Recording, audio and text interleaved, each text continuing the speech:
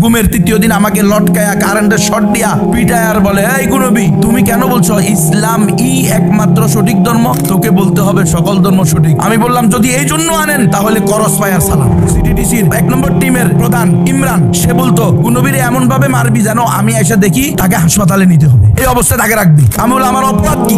তোর অপরাধ তুই জানোস না? তোর বাপে কি করে? আমি আমার আব্বা কৃষক। ও তুই কৃষকের বাচ্চা, তুই কৃষকের বাচ্চা এত জোরে জোরে কথা বললি কেন? এই কথা আমার বেড়ে দিচ্ছে। 10 দিন ঘুম রেখে 11তম দিন রাতের বেলা আমাকে মিরপুর 1 নম্বর কাঁধে একটা এই ব্যাগ ঝুলিয়ে দেওয়া হয়। এই ব্যাগের ভিতরে বিভিন্ন লিফলেট, হ্যান্ডবেল, বই যা আমি কোনোদিন দেখি নাই। এমনকি এমন ব্যাগ আমি কোনোদিন ব্যবহার করি নাই, এই ব্যাগ আমাকে ঝুলিয়ে দেওয়া হয়েছে। সেখানে নিয়ে আসার পর আমাকে বলে খবরদার কোনো কথা বলতে পারবেন না, সাংবাদিকেরা আসবে, চুপ থাকবেন, আপনাকে ক্রস ফায়ার দেওয়ার কথা ছিল, বেঁচে গেছে। 3বারে 9 দিন রিমান্ড দিয়ে 7 দিন আলাতল পিটেছে প্রতিদিন। এমন কোনোদিন যায় নাই আমার পিটায় নাই। অন্তত পক্ষে আমি চাই না আমার কোনো দুশ্মনও এই কারাগারে যান। আল্লাহ রাব্বুল ইজ্জতের দরবারে লাখ কোটি শুকরিয়া যে আমরা অনেক দেরিতে হলেও কারাবন্দীদের অধিকার নিয়ে কথা বলার সুযোগ পেয়েছি। এজন্য আমি অন্তত আল্লাহর দরবারে শুকরিয়া আদায় করি, আলহামদুলিল্লাহ। ব্যাপকভাবেই যদি বলি সকল কারাবন্দীদের ব্যাপারে কোনো বৈষম্য ছাড়া, কোনো ধরনের তারতম্য ছাড়া, সাধারণ বলেন বিশেষ বলেন যে কোনো শ্রেণীর লোককে আমি ব্যক্তিগতভাবে কেউই কারাগারে যাক, বিশেষ করে এই মানব রচিত জীবন বিধানের তার মধ্যে নিকৃষ্ট সেই ব্রিটিশদের দেওয়া পদ্ধতিতে অন্তত পক্ষে আমি চাই না আমার কোনো দুশ্মনও এই কারাগারে যাক। এখানে নির্যাতন, জুলুম, নিপীড়ন, বৈষম্য এবং অধিকার থেকে বঞ্চিত করা ছাড়া আর কিছু নাই। খুব সুন্দর করে লেখা থাকে, রাখিব নিরাপদ, দেখাবো আলোর পথ। এর সে মিথ্যা, এর সে ধোঁকা আর হতে পারে না। এমন মিথ্যা কথা সেখানে ইয়াবা সরবরাহ করে, সেখানে গাঁজার সরবরাহ করে স্বয়ং জেলার সুপার, সুবেদার, কারারক্ষীরা, প্রশাসনের লোকেরা সেখানে নিরাপদে রাখবে। যারা ছিল সেখানে আমি ছিলাম 32 মাস। আমাকে মিথ্যা মামলা দিয়ে আমি সাধারণ একজন আলেম, সাধারণ একজন মুসলমান, সাধারণ একজন বক্তা, আমাকে ধরে নিয়ে গেছে জঙ্গি নাটক করে। আমি আমার উস্তাদের বাড়িতে ছিলাম, একবার বলতেছিলেন রেফারেন্স বলেন, আমাকে নিয়ে গেছে রেফারেন্স নেন। আমি নিজে আমার উস্তাদের বাড়ি থেকে আমাকে 6/7/2021 তুলে নিয়ে আসছে। বলছে সাদা পোশাকধারীরা, বলছে আপনার সাথে আমাদের প্রশাসনের লোকেরা একটু কথা বলবে, এরপরে আপনাকে ছেড়ে দিবে। আপনি যদি কোনো কথা না বলেন আমাদের সাথে চলে যান, তাহলে আমরা আপনার ওস্তাদের, আপনি যে বাড়িতে বেড়াইতে আসছেন এই বাড়ির কারোর সাথে আমরা কোনো খারাপ আচরণ করবো না। আর যদি আপনি কোনো ধরনের এখানে উচ্চ বাক্য করেন তাহলে আমরা কিন্তু আপনার এই যে আত্মীয় স্বজন যারা আছে, আমার ওস্তাদ, ওস্তাদের মেয়ে, ওস্তাদের স্ত্রী, ওস্তাদের ছেলে, এদের সবাইকে ধরে নিয়ে আসবে। আমি মনে করলাম আমার জন্য আমার উস্তাদ কেন বিপদে পড়বে, ঠিক আছে চলো আমি যাই। গাড়িতে উঠানোর পরেই আমাকে চোখ বেঁধে ফেললো, হাতে হ্যান্ডকাপ পরিয়ে দিল আর বললো যে গুনবী সাহেব আপনি গুম হয়ে গেছেন। এরপরে গুম 10 দিন র্যাব 1-এ আমাকে গুম রাখা হয়েছে 10 দিন। এটা পরে বুঝতে পারছি র্যাব 1, আগে বুঝতে পারিনি। চোখ তো বাধা দিল, ছিল 24 ঘন্টা। নামাজ পর্যন্ত পড়তে, নামাজের সময় পর্যন্ত হাত করা খুলে দেয় নাই, হ্যান্ডকাপ খুলে দেয় নাই নামাজের সময়। যদি বলতাম নামাজ পড়বো হাত খুলে দেন, বলে না এভাবে পড়তে হবে, কোনো হাত খুলে দেওয়া হবে না। এমন ভাবে জুলুম করা হয়েছে। 10 দিন গুম রেখে 11তম দিন রাতের বেলা আমাকে মিরপুর 1 নম্বর ওই যে বোটানিক্যাল গার্ডেনের পিছনে নিয়ে, সেখানে এই বেড়িবাদ যে আছে সেখানে তামান্না ওয়াল ফ্যামিলি পার্ক এর অপোজিটে এই চায়না ফ্যাক্টরি নামে একটা জায়গা আছে, ওটার পরিত্যক্ত গেইটে আমাকে পোশাকধারী র্যাবের হাতে তুলে দেওয়া হয়। পোশাকধারী র্যাব 4 তারা আমাকে সেখান থেকে নিয়ে আসে। তখন আমার কাঁধে একটা এই ব্যাগ ঝুলিয়ে দেওয়া হয়। এই ব্যাগের ভিতরে বিভিন্ন লিফলেট, হ্যান্ডবেল, বই যা আমি কোনোদিন দেখি নাই। এমনকি এমন ব্যাগ আমি কোনোদিন ব্যবহার করি নাই, এই ব্যাগ আমাকে ঝুলিয়ে দেওয়া হয়েছে। সেখানে নিয়ে আসার পর আমাকে বলে খবরদার কোনো কথা বলতে পারবেন না, সাংবাদিকেরা আসবে, চুপ থাকবেন, আপনাকে ক্রস ফায়ার দেওয়ার কথা ছিল, বেঁচে গেছে। এজন্য কোনো কথা বলতে পারবেন না। হ্যাঁ, বাপ মায়ের দোয়ায় বেঁচে গেছেন, এখন কোনো রকম চলে যান, একটা হালকা মামলা দেওয়া হবে, কয়দিন পরে এমনি বের হয়ে যাবেন। এই কথা বলে সাংবাদিকদেরকে সামনে কোনো কথা বলার কোনো সুযোগ নেই। সাংবাদিকরাও কোনো প্রশ্ন করে না, তাদেরকে যেটা বলা হয়েছে এটা তাদেরকে বিরানি দেওয়া হবে। একটা পানি দেওয়া হবে আর একটা জুসের বোতল দেওয়া হবে অথবা একটা মজুর বোতল দেওয়া হবে। খুব সুন্দর। আমাকে নিয়ে গেছে র্যাব, ওই যে র্যাবের যে হেডকোয়ার্টার, সেখানে নিয়ে গিয়ে 13 তলার উপরে আমাকে 2টা মাস পড়াইছে। 2টা মাস পড়াইয়া পরের দিন ঘুম থেকে যেদিন প্রকাশ করছে তারপরের দিন নিয়ে এসে আমাকে বলছে খবরদার কোনো কথা বলতে পারবেন না। 2 জন 2 দিক দিয়ে আমাকে এমনভাবে ধরে রাখছে, কথা বলতে গেলেই আমাকে এমনি করে চাপ দেয়, ওরা কথা বলতে দিবে না। সাংবাদিকদেরকে বলছে কোনো প্রশ্ন করতে না, এখন করোনা ভাইরাস চলতেছে, উপর থেকে অর্ডার, কোনো কথা বলা যাবে না। দেখেন আমার ওই ইয়াতে 2টা মাস লাগাই দেওয়া হয়েছে। অধিকার, এটা হলো মানব অধিকার, এটা হলো মানবতা, এটা হলো প্রত্যেকে তার বাকস্বাধীনতা নিয়ে চলতে পারবে। এটা যে বলা হয় পশ্চিমাদের এই সমস্ত বাকস্বাধীনতা, এই সমস্ত মানব অধিকার, পৃথিবীর মধ্যে এর চেয়ে বড় ধোঁকা আর হতে পারে না। মিথ্যুক প্রতারক, আর এরা এখন আসে এই দেশে মানবাধিকার কমিশনের অফিস করার জন্য। মানবাধিকার এরা চিনে?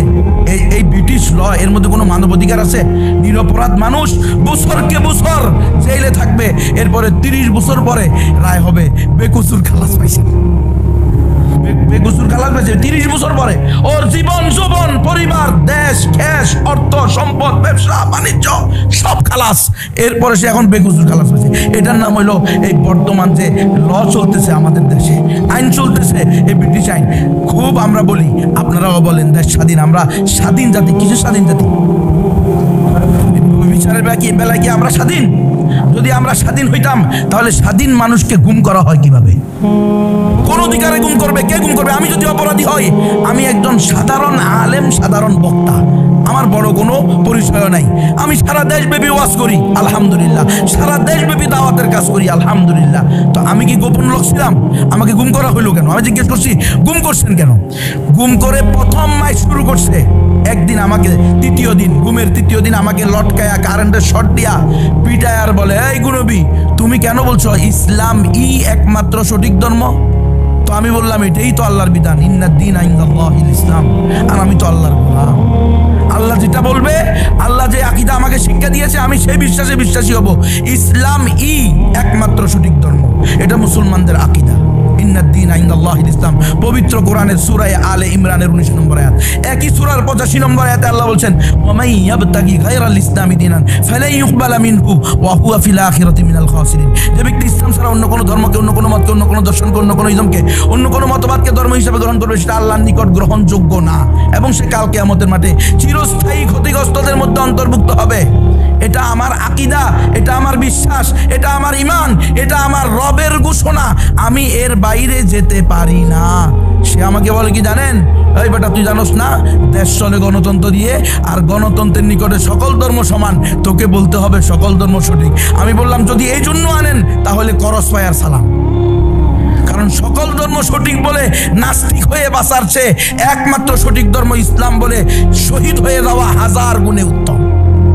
এ হলো আমাদের দেশের আইন, বাক স্বাধীনতা, ব্যক্তি স্বাধীনতা, ধর্ম যার, উৎসব সবার। তো আমার বেলায় কই গেল? আমার বেলায় তো আমি আমার আদর্শ প্রকাশ করছি, তাই না? এটা আমার আদর্শ, এটা কোরআনের আদর্শ। ইসলাম একমাত্র সঠিক ধর্ম, মুসলমান ছাড়া আর কেউ জান্নাতে যাবে না। যদি যত বড় আলেম হোক, যত বড় পীর হোক, যত বড় বুজুর্গ হোক, যত বড় সাধারণ হোক আর অসাধারণ হোক, ক্ষমতাশীল হোক আর ক্ষমতাহীন হোক, যারাই বলবে সকল ধর্ম সঠিক, তারা হবে নাস্তিক। এটাই ইসলামের বিধান, এটাই মুসলমানদের আকীদা, এটাই আহলুস সুন্নাহ ওয়াল জামাতের আকীদা। যাই হোক, আমাকে বলতেছে তুমি মডেল লাইসেন্সের বিরুদ্ধে ওয়াজ করছো কেন?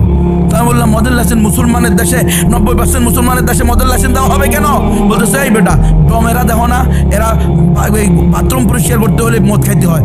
ডমদের জন্য নাকি গুলশানে, বনানীতে, বিভিন্ন রেস্টুরেন্টে, বিভিন্ন পর্যটন এলাকায় নাকি ডমদের জন্য মডেল লাইসেন্স দিচ্ছে। আমাকে বলছে, আমাকে এই তুমি কেন বলছো নারীরা পর্দা করতে হবে? আমি বলছি সেই জন্য আল্লাহ বলছে, ওই জন্য আল্লাহ বলছে নারীদেরকে পর্দা করার জন্য, ইউদনিনা আলাইহিন্না মিন জালাবিবিহিন্না, তারা তাদের শরীরের উপরে পর্দা ফেলে দিবে, কাপড় ফেলে দিবে, ওড়না ফেলে দিবে, এজন্য আমি বলছি। বলে না, নারীরা যদি পর্দা করে তাহলে এই দেশের অর্ধেক জনগণ দেশ উন্নত হবে। বলেন এগুলো আমার অপরাধ? আমি একজন নাগরিক, এই দেশের স্বাধীন নাগরিক, বৈধ নাগরিক হওয়ার পরে আমরা তো আর এখানে উড়ে এসে জুড়ে বসি নাই, বিদেশ থেকে আসি নাই। তাহলে আমার কেন আদর্শ আমি বয়ান করতে পারবো না? আপনারা না সাংবাদিকরা বলেন মত প্রকাশের স্বাধীনতা, কোথায় মত প্রকাশের স্বাধীনতা। আমার আদর্শ, আমার আকীদা, আমার বিশ্বাস, আমার ধর্ম অনুযায়ী আমি কথা বলতে গেলে আমি কেন জঙ্গি হয়ে যাই? টাকনুর উপরে কাপড় পরা, এটা তো আমার রসুলের পক্ষ থেকে ঘোষণা দেওয়া হয়েছে। হ্যাঁ, যে ব্যক্তি টাকনুর নিচে কাপড় পরবে, পায়জামা পরবে, লুঙ্গি পরবে, সে জাহান্নামে যাবে। তাহলে এটা তো হারাম, টাকনুর নিচে কাপড় পরা পুরুষের জন্য হারাম। পুরুষ টাকনুর উপরে কাপড় পরবে, এটা ফরজ পুরুষের জন্য। তাহলে সেখানে যে বলা হলো যে এই টাকনুর নিচে কাপড় উপরে কাপড় পরা এটা জঙ্গির আলামত। বাবরি আমার রাসূল সাল্লাল্লাহু আলাইহি ওয়াসাল্লাম জিন্দেগিতে কখনো চুল কাটেন নাই, হজ ছাড়া, উমরা ছাড়া। আজকে সেই বাবরিকে বলে দেওয়া হয়েছে যারা বাবরি রাখে এরা হইল জঙ্গি। যারা পাগড়ি পরে, রাসূল সাল্লাল্লাহু আলাইহি ওয়াসাল্লামের পোশাকের সুন্নত পাগড়ি পরা, পাগড়ি পরলে এরা হলো জঙ্গি। যারা গার্লফ্রেন্ড থাকে রাখে না, গার্লফ্রেন্ড নাই, এই ছেলে তোমার বয়স 17-27 বছর, তোমার বয়স 22 বছর, তুমি এখন এই বয়সে বিয়ে করলে কেন? এই বয়সে তুমি 2-4টা গার্লফ্রেন্ড রাখবা। এই তুমি যে গার্লফ্রেন্ড রাখলা না, এই জন্য তুমি জঙ্গি।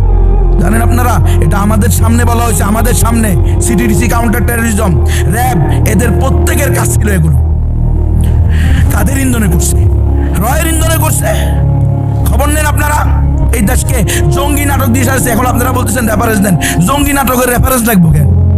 এই দেশে যে জঙ্গি নাটক হয়েছে, এখনো হইতেছে। এই যে কিছুদিন আগে যে মামলা হলো, মাওলানা রেজাউল করিম আবরার, মাওলানা জাকারিয়া মাসুদ, মাওলানা আসিফাদ্দানের নামে, এটা কি নাটক না? এরা তো সবাই প্রকাশ্যে দাওয়াতি কাজ করে। এমনকি রেজাউল করিম আবরার তো একটা রাজনৈতিক দলের গুরুত্বপূর্ণ পদে আছে, তাকেও বলা হইতেছে কি সে জঙ্গি। তার মানে কি? মানে যারাই ইহুদি খ্রিস্টানদের, মুরতাদদের, ওই যারা কায়েমি স্বার্থবাজ, তাদের বিরুদ্ধে কথা বলবে, তারাই জঙ্গি হয়ে যাবে। কারণ এই একটা সহজ জিনিস, কাউকে জঙ্গি বললে এই দেশে তাকে সবচেয়ে লাঞ্ছিত, অপদস্থ, অপমানিত করা এটা সবচেয়ে সহজ। তাকে মানুষের কাছে ঘৃণিত করা সবচেয়ে সহজ, এই জন্য জঙ্গি বলে দেয়। জঙ্গি বললেই হবে। নিয়ে গেছে ভিতরে, এরপরে সেখান থেকে র্যাব নিয়ে দিছে আমাকে শাহালি থানার মধ্যে। তারা নিয়ে যখন নিছে তখন সিটিডিসি নিয়ে আসছে। সিটিডিসি আমাকে 3বারে 9 দিন রিমান্ড দিয়ে 7 দিন আলাতল পিড়েছে প্রতিদিন। এমন কোনোদিন যায় নাই আমার পিড়ায় নাই। সিটিডিসির এই 1 নম্বর টিমের প্রধান ইমরান, সে বলতো গুনবীরে এমনভাবে মারবি যেন আমি এসে দেখি তাকে হাসপাতালে নিতে হবে, এই অবস্থায় তাকে রাখবি। সে নিজে আমারে পিড়েছে। সিটিডিসির প্রধান আসাদুজ্জামান, সে নিজে আমাকে 2 দিন আমার 2 হাতে 4টা করে 8টা বাড়ি দিছে। আমি বললাম আমার অপরাধ কি? তোর অপরাধ তুই জানোস না? তোর বাপে কি করে? আমি আমার আব্বা কৃষক। ও তুই কৃষকের বাচ্চা, তুই কৃষকের বাচ্চা, এত জোরে জোরে কথা বললি কেন? এ কথা আমার পিড়ে দিচ্ছে। কোনো অপরাধ নাই, দেখাইতে পারবে না কারণ না। এটা শুধু আমি না, যতজনকে, যে শেখুল হাদিস আল্লামা জসিমউদ্দিন রহমানী 11 বছর 16 দিন উনি যে জেলে ছিল। এই 11 বছর 16 দিন কেন ছিল জেলে? কি অপরাধ ছিল ওনার? দেখেন আপনারা, এখানে আপনাদের এখানে উপস্থিত আছে এই যে আমাদের মুফতি সাহেব, মুফতি ফখরুল ইসলাম সাহেব, কয়বার জেলখানায় গেছে। দেখেন তো এই লোকটাকে কি দর্শক মনে হয়, না এনসিসি ব্যাংক লোপাট করছে, না হলমার্কের সাথে জড়িত, কোনটার সাথে জড়িত? এদেরকে যে জেলে নিয়ে যাওয়া হয়েছে কি উদ্দেশ্যে? এরপরে ভিতরে গোস্ত দেওয়ার কথা, মাছ দেওয়ার কথা, 32 গ্রাম করে দেয়। কত গ্রাম জানেন? 15 গ্রাম, 16 গ্রাম। নেন, খবর নেন। আপনারা যেদিন যাবেন ওই দিন আপনাদেরকে নির্দিষ্ট জায়গায় নিয়ে যাওয়া হবে, যে আপনাদেরকে সবার সাথে দেখতে তো হবে না, আর আপনারাও সবার সাথে দেখা করবেন না।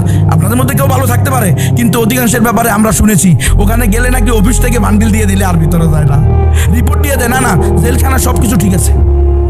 এরকম কাজ ভিতরে চলতেছে। বন্দীদেরকে আমাদেরকে হাঁটতে দেওয়া হয় না, অথচ হাঁটার জন্য জায়গা রাখা হয়েছে। সূর্যের আলো, বাতাস আমাদেরকে উন্মুক্ত বাতাসে যাইতে দেওয়া হয় না। বিশুদ্ধ পানির ব্যবস্থা আছে। জঙ্গি মামলা যারা, তাদেরকে বিশুদ্ধ পানি আনতে দেওয়া হয় না। আমরা যখন বলি সুপার আসে সপ্তাহে 1 দিন, জেলার আসে সপ্তাহে 1 দিন, ডেপুটি আসে, বিভিন্ন দলের ওদের লোকেরা আসে, আমরা যখন কথা বলি তখন সুপার বলে আপনারা যদি 12-14টা খুন করেও আসতেন, কয়েক ডজন দর্শন করেও আসতেন, তবুও আপনাদের সাথে দাঁড়ায় কথা বলা যেত। কিন্তু আপনারা নিয়ে আসছেন জঙ্গি মামলা, আপনাদের সাথে কথা বলার কোনো সুযোগ নেই। তো আমরা এই সকল বৈষম্যের অনতিবিলম্বে এই সকল বৈষম্য দূর হোক, পুরা দেশ, পুরা জাতি, পুরা উম্মাহ জুলুম থেকে নিষ্কৃতি পাক, আমরা এটা চাই। এই জন্য আমি আজকে বৈষম্যহীন কারামুক্তি আন্দোলনের পক্ষ থেকে আপনাদের সামনে অনুরোধ করব, আমাদের যে 8 দফা, আপনারা এই 8 দফাকে পরিপূর্ণ বাস্তবায়ন করার চেষ্টা করবেন। আল্লাহ আমাকে সহ সবাইকে তৌফিক দান করেন, আমিন। ও আখির দাওয়ানা।